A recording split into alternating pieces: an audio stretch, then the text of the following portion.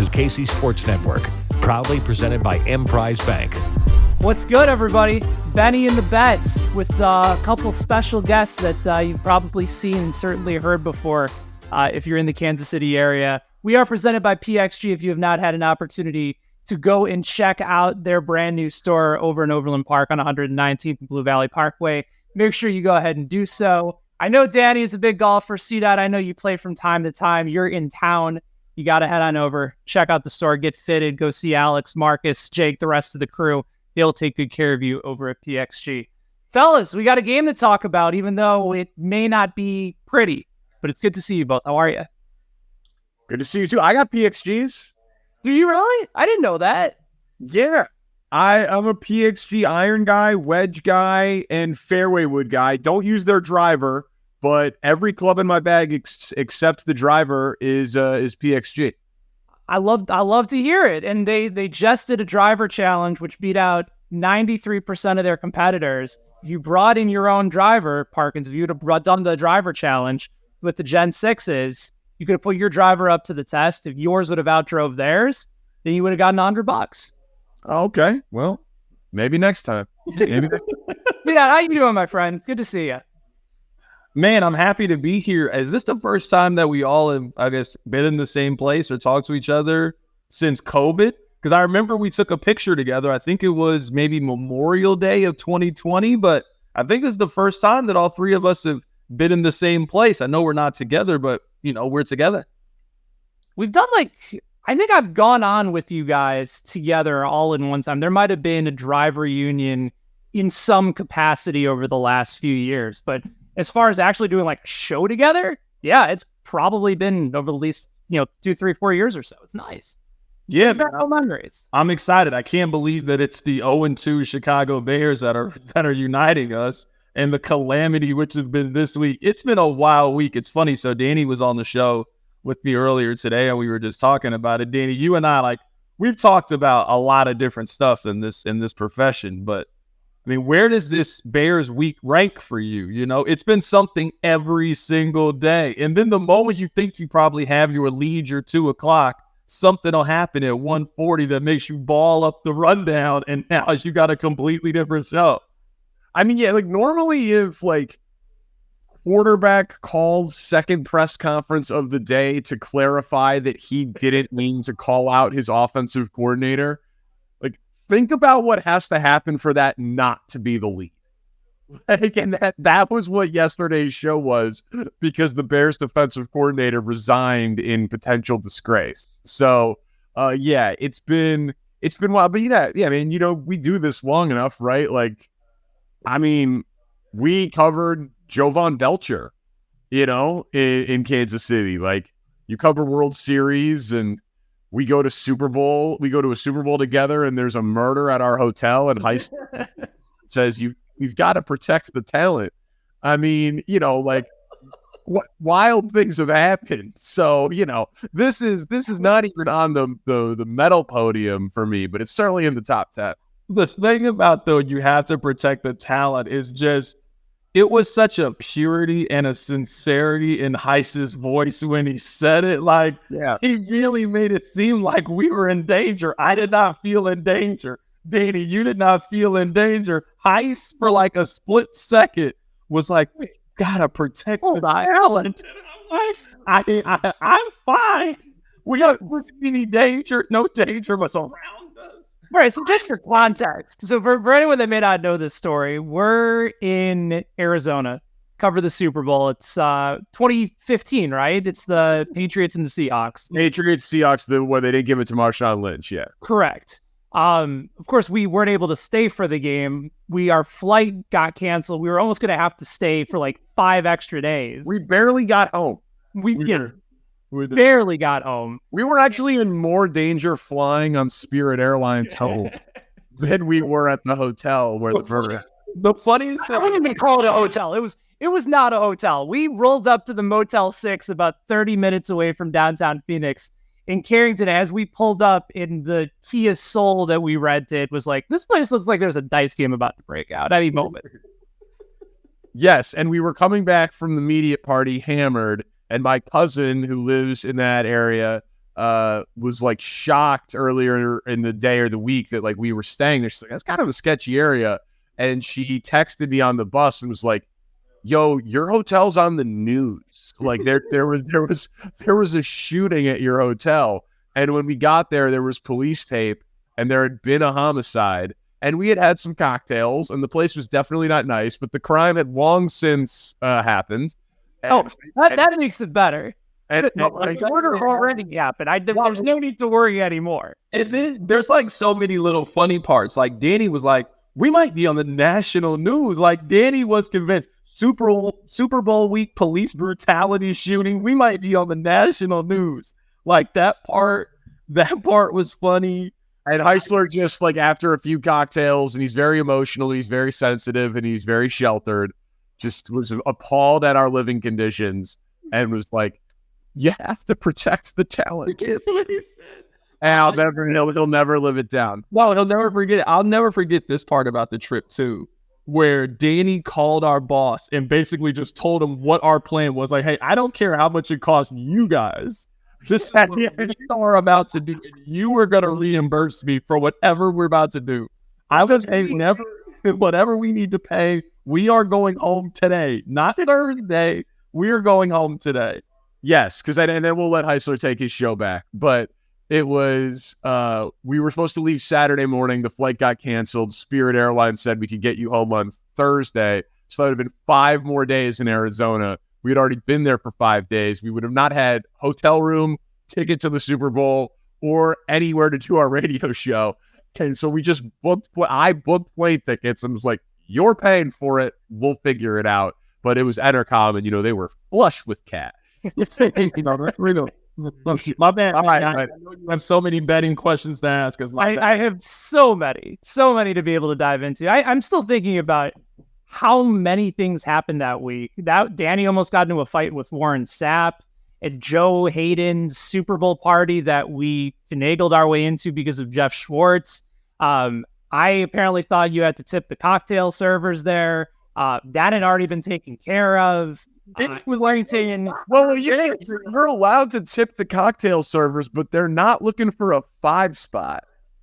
It was not a 5 spot. 100% not a 5 spot. Like it's still a bottle service nightclub with NFL players, and Heist is like, may I interest you in my good friend Abraham Lincoln? Like literally, we are at a table. It was Maurice Jones-Drew, Odell Beckham, Joe Hayden. Instagram models. Heist drinks a couple of cranberry and vodkas and then tries to hand this. Now you know your life. $5 bill. Parkins. That's a true story. It's a true story that I tried to tip him. That part is true. How much was it, Heist? What bill? I thought I was going to give him 20. It wasn't 100. It was not 100. I thought I was going to give him 20. I don't think it was 20. No, yeah. You know what? 10? You know what? I am willing to say a 10. You were not giving that woman a 20. No chance you were giving her a 20. We got into the party that we didn't deserve to be at a very swanky rooftop. I was not going to drop a 5. Maybe it was a 10. I remember when he first went. It was an insultingly small amount of money. Yeah. And then, all right, we're doing this. My favorite part of the whole thing was that we became like best friends with JB Smoove for an hour, and Carrington hated him. And because he hated me more than I hated him, he cooked it for about 30 minutes. Yeah, he just roasted you for 30 minutes, and then you were just like, didn't understand like Curb Your Enthusiasm humor. And then we were leaving, and he agreed to leave a voicemail on my then girlfriend, now wife, Steph's phone. She didn't answer, and he went, yo, Stephanie, it's JB Smoove, baby. I'll be home soon, honey. Man, I was just like, this is the greatest voicemail of all time. Greatest. I'm pretty convinced that's why we got married. Yeah, epic week. Heisler did his Dick Vitale impression for Frank Caliendo. Right. Yeah. We were trying out the bit where we wanted Dick Vitale to be a dick. Like that was also, he's like the nicest guy. He's Dick Vitale. Dick Vitale. Yeah. He actually gave really good advice. He's like, you have the voice down. but like you actually need to find like the humor part of it. You need to be focused on the funny. That's more important than getting the voice down, which I completely agree with. Which is why I pushed you to do Dick Vitale, but you're too nice. Right.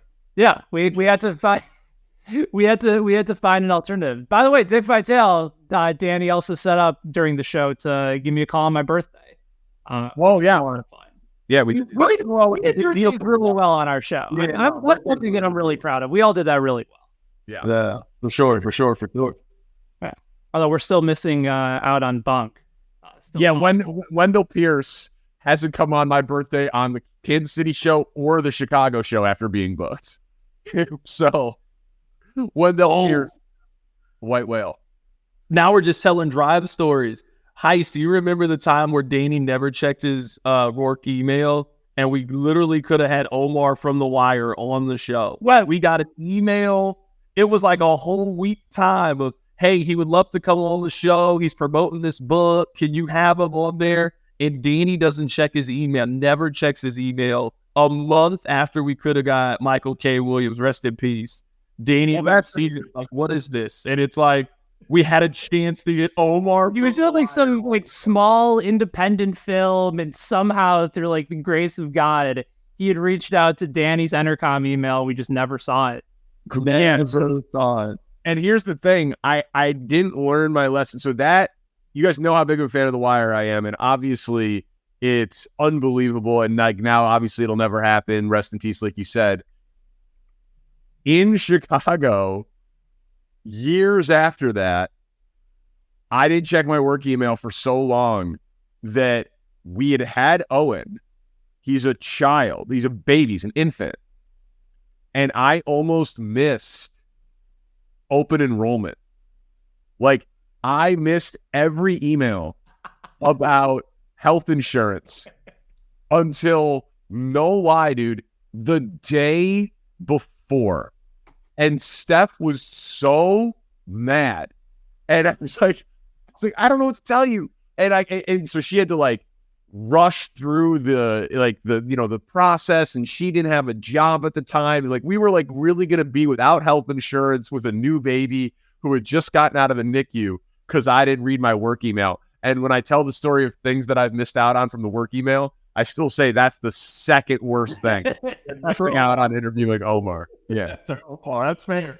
No, that's 100%. You were sitting there telling the story, and I was like, but he eventually got healthcare. We never talked to Omar. Exactly. But I mean, dude, she was. No, I believe it. You know, like that was a very stressful like 72 hours in my household. Yo, can I tell one more drive story? This was the day that we got in trouble for the David Glass interview, where Danny got in trouble and I was just around for the David Glass interview. I literally was like starting a question and he just dropped the mic, and I'm like, okay, well, I guess I never get to ask David Glass a question. Do you remember this? We all went out to Power Light afterwards, and this is when you first started talking to Steph. Heist says, "Hey, can I tell you a secret?" Mm-hmm. You got your dates wrong, because the David Glass thing happened before I got to town. Okay, yeah, all right. This was during Big Town. Double cap. Yeah. Okay, my bad. I do have my dates wrong. So Steph, Heist is like, "Hey, can I tell you a secret?" I mean, immediately when the story is over, she's like, "Hey guys, guess what Heist just told me?" Because the thing is, we all heard Heist say, "Hey, can I tell you a secret?" Heist actually kept it quiet. Like, I didn't hear anything he said. And then Steph immediately just broke the code of silence. That's like, yeah, she didn't have a code then. That was, Sauvignon Blanc was her truth serum at the time. Yeah. Oh, man. Steph had a few Dre. All of us had been there pretty much all afternoon, because I think we probably did like a show from Pizza Bar or something in the midst of Big 12 on that Friday. And the night before, I think I had been there up until 2, which led to the double cab. You paid for the cab both ways, man. Paid for the cab both ways. Was not able to enjoy any part of that night. Yes, that's tough. I woke up. I was still 2-3 months into Kansas City at that point, and I woke up and I was like, where the fuck am I? And instead of just like looking at my phone and trying to figure out where I was, I walked outside and I was like, 47th Street. So I'm probably like somewhere near the plaza. And then I called the cab. And he picked me up, and we're all of a sudden we get on the highway and we're passing the K. Where was I? I was in Retown. You was way out there. You were way. I don't know if I've ever told you this story before. Remember how I got those like used tires, whatever. We just all. I mean, I know Heisler. You and I were broke back then. I don't know if Danny was broke back then during these days, but we were broke during these days. So I remember my tires went out. Parkins is coming to get me from the thing, and Danny had this look of just like, I told you this wasn't gonna work. This was a stupid idea. And I remember he looked at me with such disappointment. He was like, you know what, Carrington? Sometimes we make our own luck. And I just had to look at him, and I was just like, yeah, I didn't know what to say. I didn't know. You bought used tires. Listen, I know you're willing to tip more than what you paid for those used tires at the Super Bowl party. Yes. Yeah, Danny, all of us were not balling back then. Heist and I were broke during. No. You guys were definitely broker than me. But I was definitely not rolling in it ever. You know, we were all broke. Yeah, in KC. Towards the end, I was doing well, but yeah, that was rough. He just had such a look. I mean, it was like I had let Danny down. That like he had to spend these 25 minutes of his day coming to get me, and just you should have. It really did upset me. And when he got in the car, and he was like, "Carrington, sometimes we make our own luck," and it was a quiet ride home. How are your tires now? How are your tires now? Goodyear, I bet. No, you know what? I'm not broke anymore, so I got real tires. Got real tires. What was Carrington saying before we got on the show? You know, I'm older now. I have a better sense of time. I have a better sense of life. Like, look at us now. I was with Carrington when he was still, he was like 23, 24, 25, 26, whatever. But he was 16. Yeah. So I helped mold him into the man that he is today. Something like that. Yeah, no, for sure. Yeah. For sure. Do we gotta talk about this terrible? We do. All right, just take control of your show. Yeah. All else, I mean, that's the same thing about the game, though. It's not like we have any differing opinions. The Bears stink. They're a bottom 5 team in the National Football League. They're not good. Sorry. So let's dive into this. We're gonna take like a 10-second break. Come right back. We'll actually talk about the game a little bit and the shit show that is the Chicago Bears and how to actually bet it. Danny and C-Dot are here. It's Benny and the Bets presented by PXG. Thanks for listening to KC Sports Network. Make sure you download our new app. Find it on the App Store or Google Play. Just search KC Sports Network. All right, it's Benny and the Bets. Danny, C-Dot, drive reunion leading into week 3 of the NFL. All of us are going to be in town for the game at Arrowhead, which is going to be a lot of fun. If you get a chance to hop on out to Arrowhead, come out and see us, say hello. We're going to have a good time. Line for this game open, just to give a little context here. When it opened at the beginning of the season on DraftKings, they had all the local headlines for all these games. This was the biggest spread of the season for Kansas City. They were favored in every game. It was 9.5, eventually worked its way up to 10. It's now sitting anywhere between 12.5 and 13. So I guess to kick things off, guys, and Parkins, I'll start with you being on the Chicago side. Is there a number that this game would have to go to, given everything that's happened in Chicago this week, that you'd say to yourself, this number is just too far inflated for a Kansas City team that's always had issues over the last couple of years covering big numbers, regardless of the fact that they're playing the Bears? Like, what would that number be for you? The real answer is 17.5. My actual feeling is 20.5. Okay. I was laughing at you laughing. There's no realistic scenario that would have me bet the Bears. I know the argument for it. Chiefs offense hasn't looked good. Chiefs haven't covered big numbers. Bears highly motivated. Fields going to play his F-it brand of football. all Chiefs wide receiver issues, Chiefs not having a commitment to the run. I know all the arguments for it, but nah. You know what I mean? Like, no, man. Like, honestly, like, here's the truth. The Bears have no takeaways, 1 sack, and allowed Baker Mayfield and Jordan Love to convert 55% of their third downs so far this year. They have no pass rush. So Pat Mahomes is going to have 4.5 seconds to throw 80% of his dropbacks, 90% of his dropbacks. He's going to pick them apart. He's going to do whatever he wants with the ball. And it is a 325 nationally televised game. The Chiefs haven't looked great. I would assume that this is a game where, for Matt Nagy, for the national audience, for the Chiefs haven't looked good yet. I would assume this is not a game where the Chiefs are going to throttle back and coast into a 7 to 10 point victory if the opportunity is available to them. I think this is a get-right game for the Chiefs. What about you, C-Dot? What's the number for you? That's a great question. I personally would just stay away from this game. I know that's the easy answer to give. It just feels like it's one of the two things. Either the Chiefs win this game 31-3, or this game is like wildly uncomfortable in the fourth quarter, but none of us think that the Bears can actually win. The Chiefs are just sleptwalk through it. Like, you remember a couple of years ago against the Falcons back in 2021, the year they went to the Super Bowl against the Tampa Bay Buccaneers. That game late in the season, the Chiefs just didn't come out like, I just didn't care about the results of the game. We're going to win this game. We're not really worried about the score or not. To what Danny is saying, and just Danny's obviously watched the Bears much more closely than I have.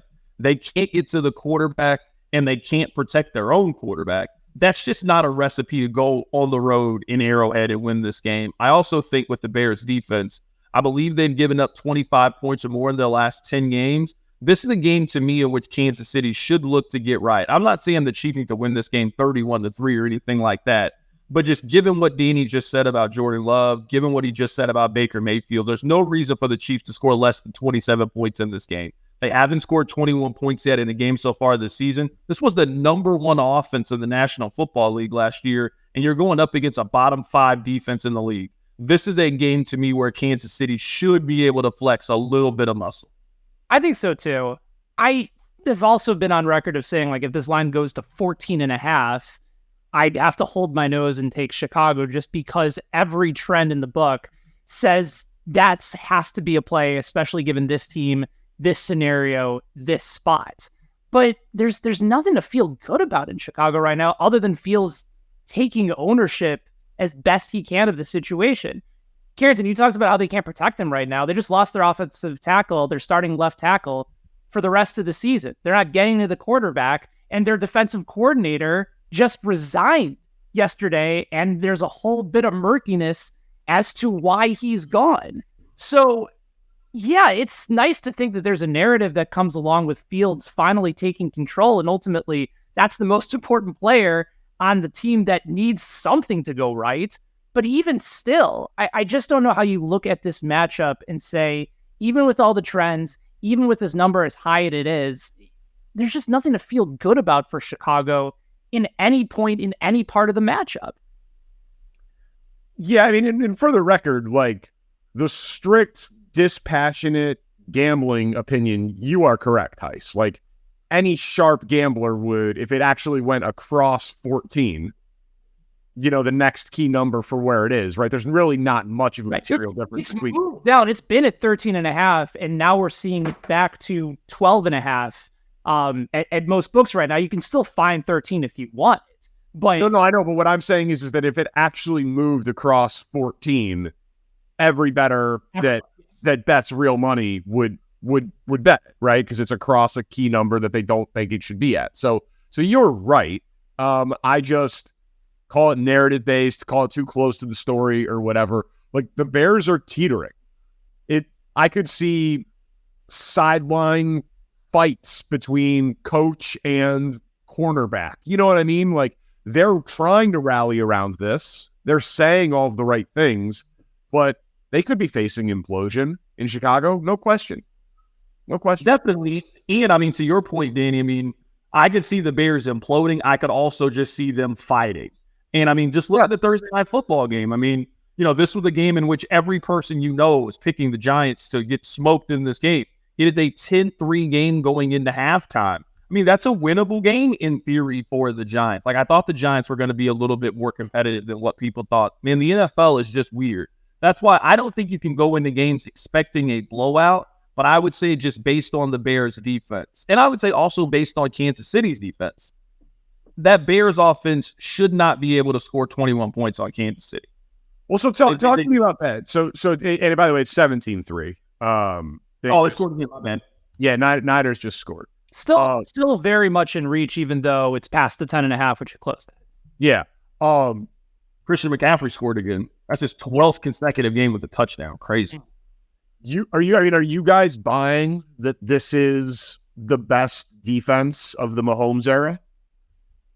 You want to start on that one, Carrington? Because I got some thoughts on that. I'm not at that point yet. It's early in the season.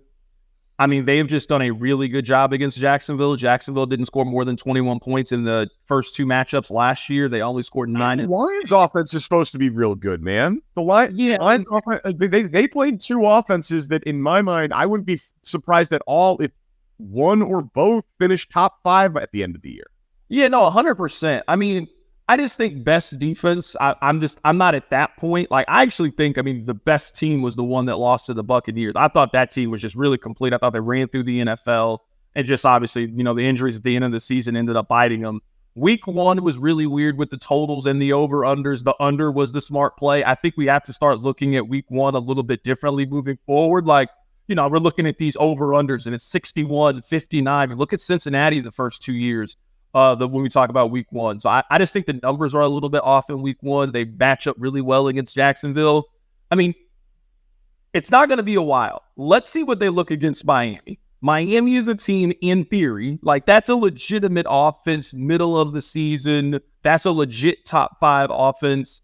I really want to see how they perform in that game against Miami before I'm willing to kind of give them the crown of the best defense of the Mahomes era. Yeah, I've been really impressed.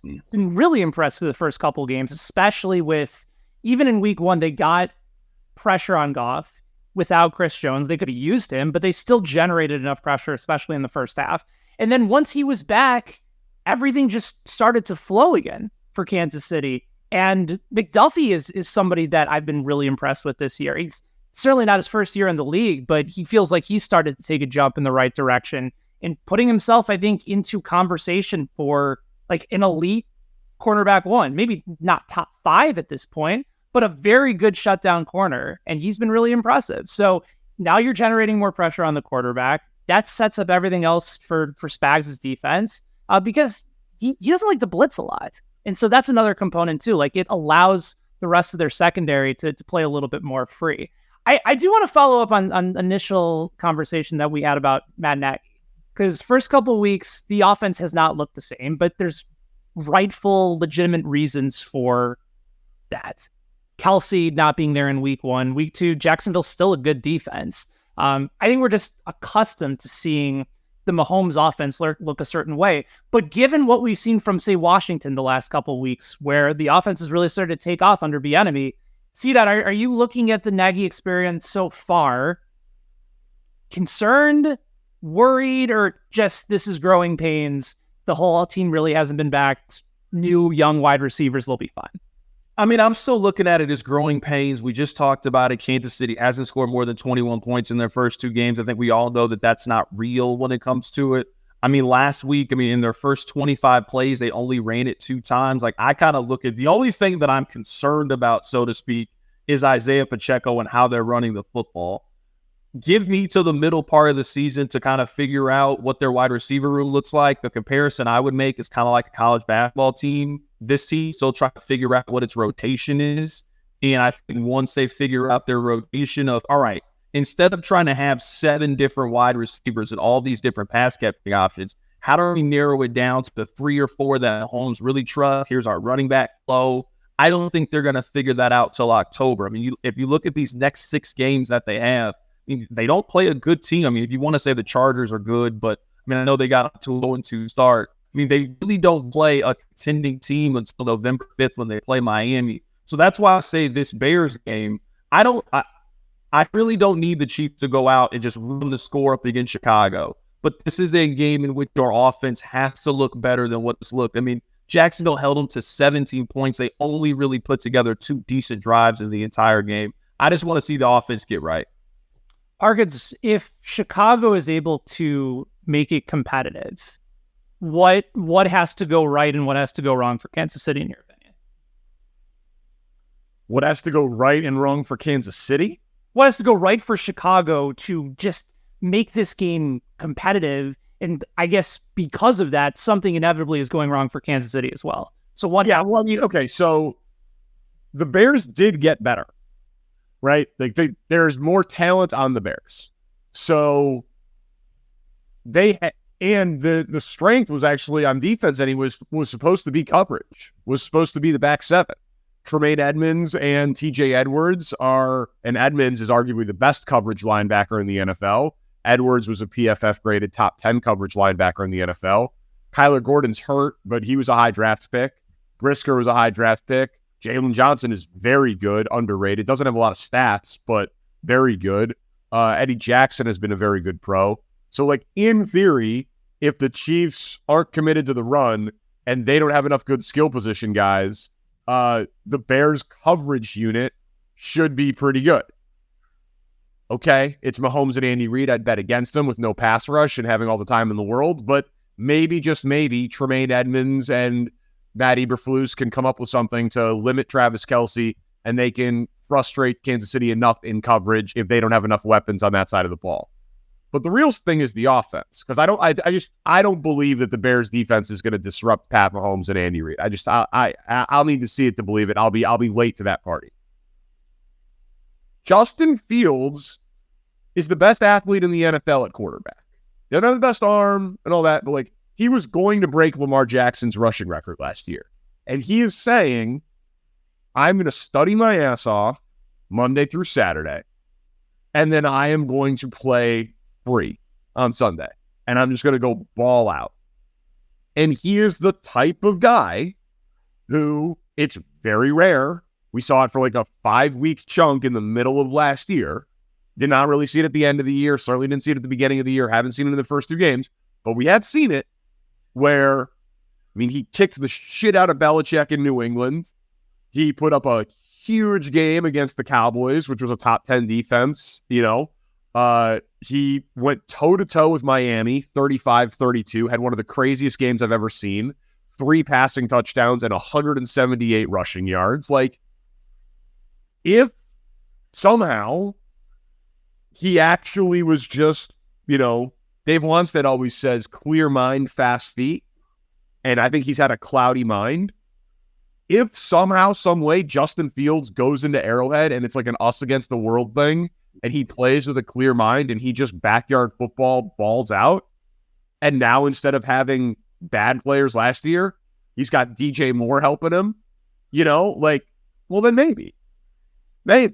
But again, that 10% chance, you know, it's very unlikely. But the scenario for the Bears is that if Justin Fields is in a rhythm and in a groove, he's like Lamar Jackson. Like, nobody stops Lamar Jackson if he's playing his A game, right? He's one of the most dangerous players in the league. He's on the one hand, most dangerous players in the league if he's playing his A game. That's what Justin Fields can be, but we've just really never seen it for any prolonged period of time. I mean, I would say really quickly, Heis, I would say it takes a combination of 2 things. Like, use the term any given Sunday.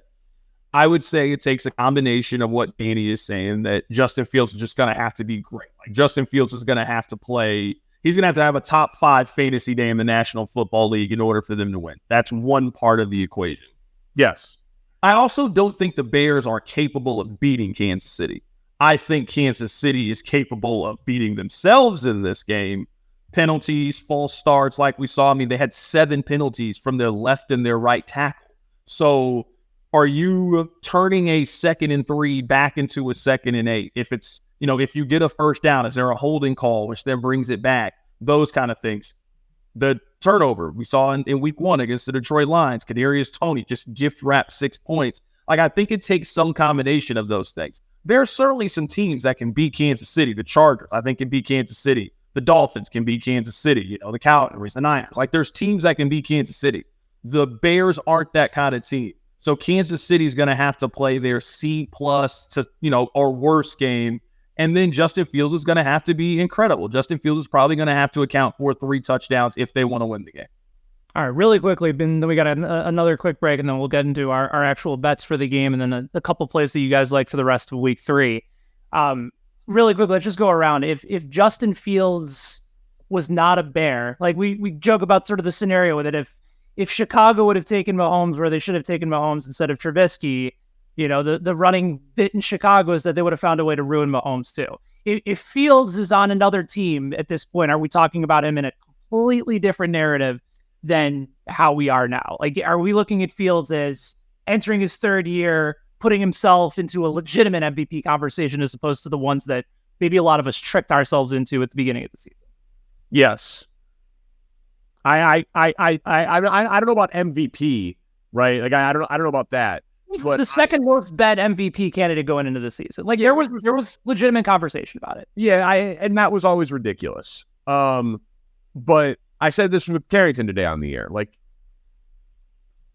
if you asked any NFL person who are the 4 best offensive players on the Packers, in some order, David Bakhtiari, Elkin Jenkins, Aaron Jones, Christian Watson, right? Tackle, guard, running back, number 1 receiver. That's what everybody would say. All 4 of them missed the game against Atlanta last week.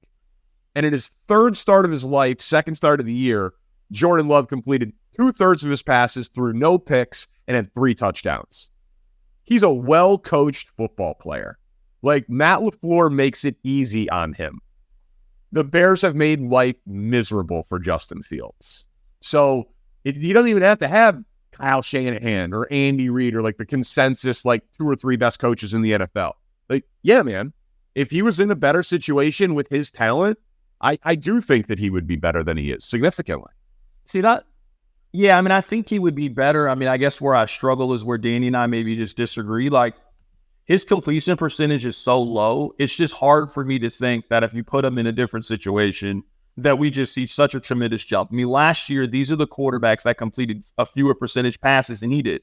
Brett Rippon, Baker Mayfield, Nick Foles, P.J. Walker, Kyle Allen, Mike White, Joshua Dodds. And this year, when I watch him, he has some of the same accuracy issues that he saw. Like, in order to be a good passer in the National Football League, you need to be around 65% completion percentage. Some of those things to me, like, is just him and the kind of quarterback that he is. Some of it, obviously, is system scheme, all of those kind of things. I've just been disappointed with him that, like, I haven't seen that progression from him that I thought we were going to take. There's always that handful of quarterback that you think, all right, this is going to be their year where they take their jump. I just haven't seen that from him so far. It's early on in the season, but I mean, you're already 0-2. You lose this game, you're down 0-3. We all know what the percentages are about 0-3 teams that make the postseason. Like, the Bears are in one of the more interesting spots next year. You got Justin Fields. You got the 2 first-round picks. Are you going to continue to reinvest in Justin Fields, or are you going to use those assets to try to go get Drake May next year or get another quarterback? If I had to guess, I actually see them moving on from Justin Fields at the end of the year, and I think they go get another quarterback. Wouldn't surprise me, especially given the current state. And coach, too. I mean, Matt Eberflus is also part of the problem, too. Like, there is no possible way that you were giving Matt Eberflus another quarterback. No, you had your quarterback. It didn't work. You're out of here, and then we're going to start with a completely new regime. We're going to hire Eric Bieniemy, and we're going to go get a brand new quarterback to try this thing out. In Chicago, just they bring in another Ryan, they bring in another Matt, they draft another North Carolina quarterback, and then they hire Eric Bieniemy. That just, you're talking about so much whiplash in the city of Chicago. That's not happening.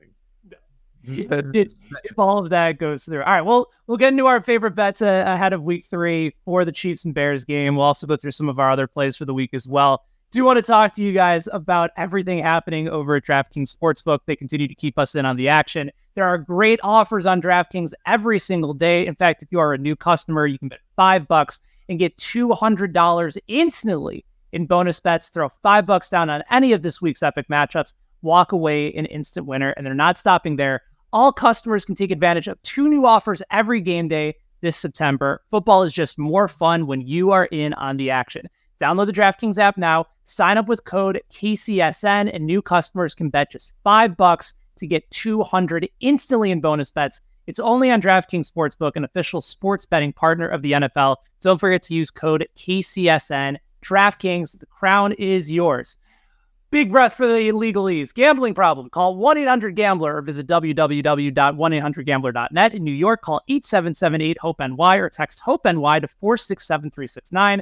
In Connecticut, help is available for problem gambling. Just call 888-789-7777 or visit ccpg.org. Please play responsibly. On behalf of Boot Hill Casino and Resort in Kansas, licensee partner Golden Nugget, Lake Charles, Louisiana. 21 plus, age varies by jurisdiction. Void in Ontario. See sportsbook.draftkings.com/football terms for eligibility, terms, and responsible gaming resources. Bonus bets expire 7 days after issuance. Eligibility and deposit restrictions apply. Take one final break. Back with our best bets for week 3, as well as the Chiefs and Bears. Stay with us as Benny and the Bets. Thanks for listening to KC Sports Network. Make sure you download our new app. Find it on the App Store or Google Play. Just search KC Sports Network.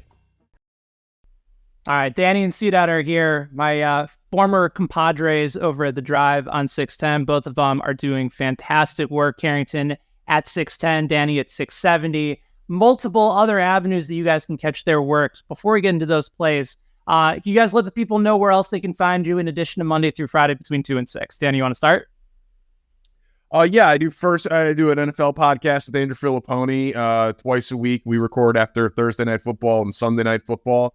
So for your Friday and Monday morning commutes, called First and Pod, 1ST ampersand pod, First and Pod. Yeah, I mean, that's the only other place that you can really hear me consistently. You can donate to Brain Up. We raise some money for brain cancer. I tweeted out the link earlier. Got the big 5K. Raised over $500,000.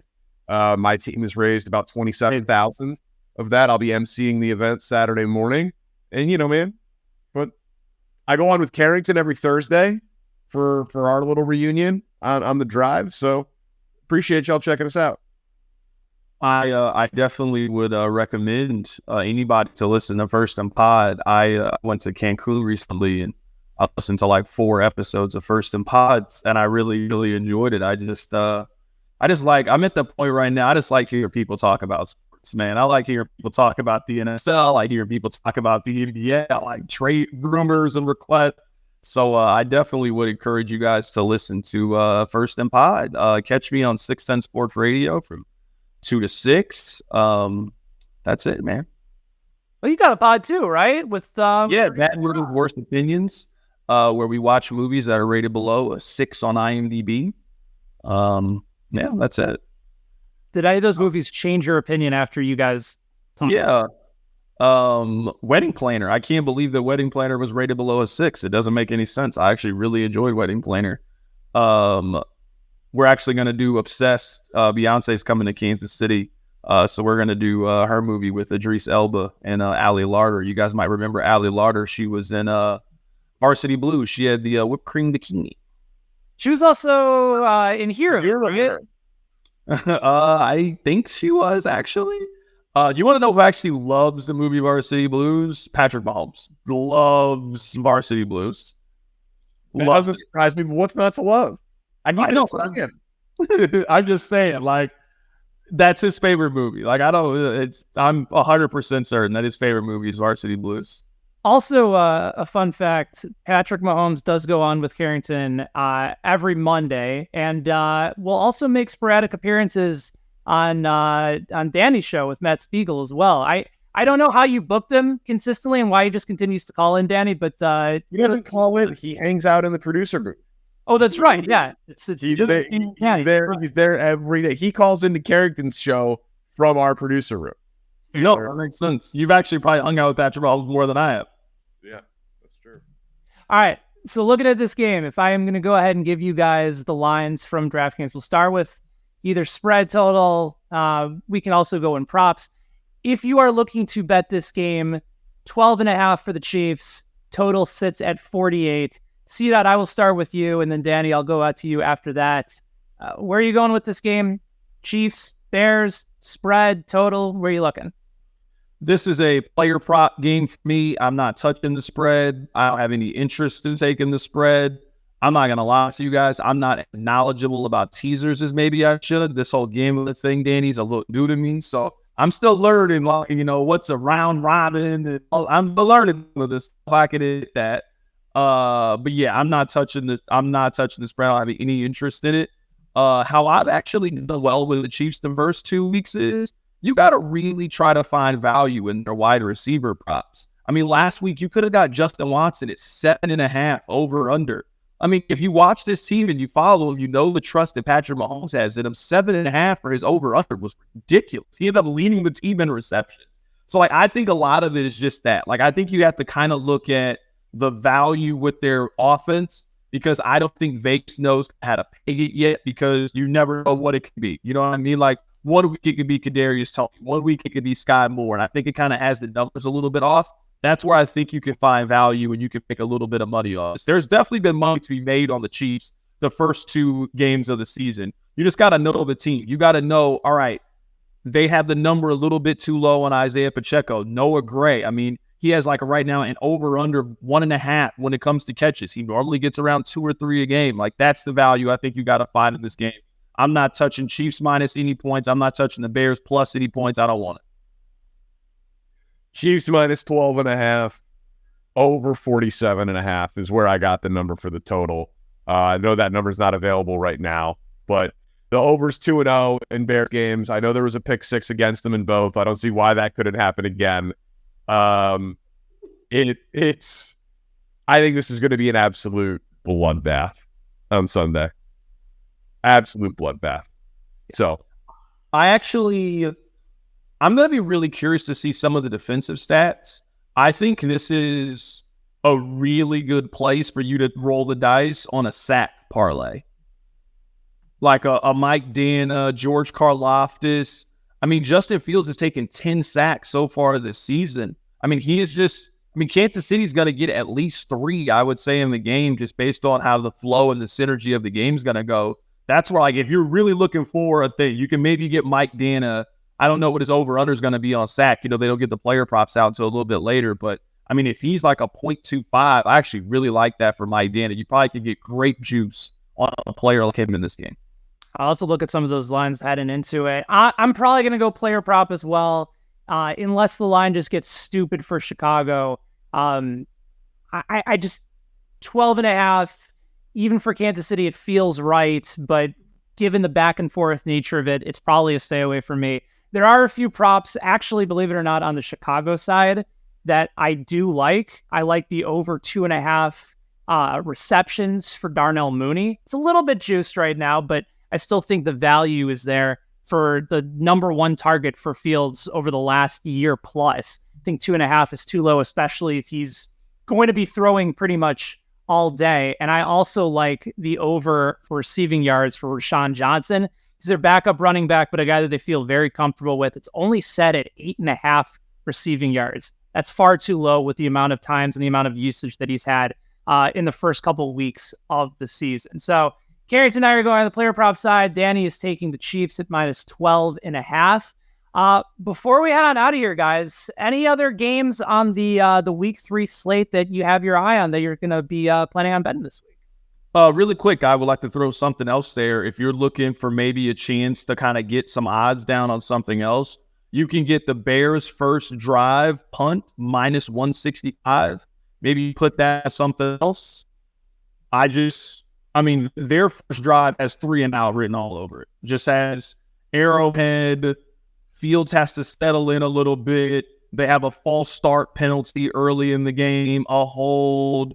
Their first drive has it has 3 and out written all over it. So if you're looking for something to kind of parlay, maybe get a number down, punt minus 165, you pair it with something else. I like that. Their opening drive, their scripted drive, even last week though, was a touchdown. But I don't completely disagree with you at all. All right, Chargers plus 1.5 against Minnesota, must win for both. Chargers are just flat out better. I can give you a bet in every game if you want. Tennessee plus 3.5 in Cleveland. Cleveland is sorry. Titans defense is actually good. Patriots -2.5 in New England and in New York. I think that Mac Jones is like sneaky been okay, and their defense is not as good as the Jets, but it's right there. I think they're very good. I guess I'll skip a couple of these dog crap games. Lions -3 against the Falcons. Falcons is smoke and mirrors, I think, at this point. Lions, I think, are legit good. I'll take that. I'll lay less than a touchdown with Miami, so 6 or 6.5 is totally fine against Denver.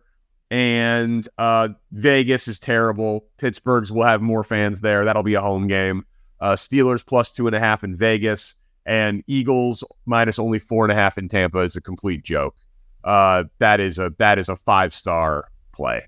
Eagles are going to win that game by 20 points. Tampa is a complete fraud. And Philly got unlucky. They had like 440 yards of offense in their last game and didn't put up the points to go with it. So I think that is an easy Eagles bet. I'm actually on the other side of Sunday Night Football. I actually like Tampa Bay to cover. I think it's a really Monday night. Excuse me. I think it's a really tough spot, honestly, for Philadelphia. I haven't liked how they played so far this season. It feels a little bit off. They probably could have lost that game to the New England Patriots. They just had weird energy. A.J. Brown arguing on the sideline. I think Tampa's playing with a little bit of energy. Can Baker protect the football? And that game is going to be the big question. I actually like Tampa Bay plus the 5.5, plus the 5, depending on where you get it. I feel like this is the spot a lot of people are going to think like Danny and not really be believers. I think it's kind of a fade the public zig when everybody is zagging. I do like the play when it comes to the Pittsburgh Steelers. I like them at the very beginning of the season. If you give me another one, kind of with the same vein you were talking about with the Chargers, I'll take the Bengals at home minus the 3. This is their season. Like, if you believe in a lot of the, historical lines when it comes to things, there has only been one playoff team in the last 20 years that has made the playoffs that start 0-3. If Cincinnati loses, history tells us they're eliminated this year. They're at home against the Rams. I think you've got to take Cincinnati in that spot. I'm actually on Carrington's side as well with a few of these plays. And Parkins, I don't know if you've made these bets already, but I might be tempted to take your action on Tampa Bay. I got them at 5.5. I know that number has moved to the opposite direction towards Tampa Bay 4.5. Most people would have you in agreement saying like they feel like frauds, yet the money continues to come in on them moving the line. Philly's pass D has not been good, and Evans and Godwin and Baker look very good. I'm not a believer after what I saw last week. I am not a believer at all. But listen, even though I did get the bet down already, I'm happy to still take either of your action. All right. Perfectly fine. I'm also on Washington +7 this week at home against the Buffalo Bills, as well as the Raiders at -2.5. I appreciate you, fellas. Always fun to be able to catch up, hang out with all of you guys. I'm looking forward to doing it again this weekend. Thank you both for hanging out on the show and finally coming on my show for a change. This is nice. Man, we should do this like once a month, man. I'm happy to do this. It's not very often that all three of us get a chance to reunite, man. Hopefully people enjoy the podcast, man. If you guys want to set this up once a month, man, during Thursday Night Football, I'm sure we can find some dog Thursday night games that will fit everybody's schedule. Yeah. No, I'm just kidding. Of course. Anything for you guys. It was a blast. And Carrington, come on out to the game, man. I know you're busy. I know you got all your red zone and your games and your obligations, but come out to Chiefs Bears. We're gonna hang. It's gonna be good. I'll see you Sunday, Heis. I appreciate you guys. See you, fellas.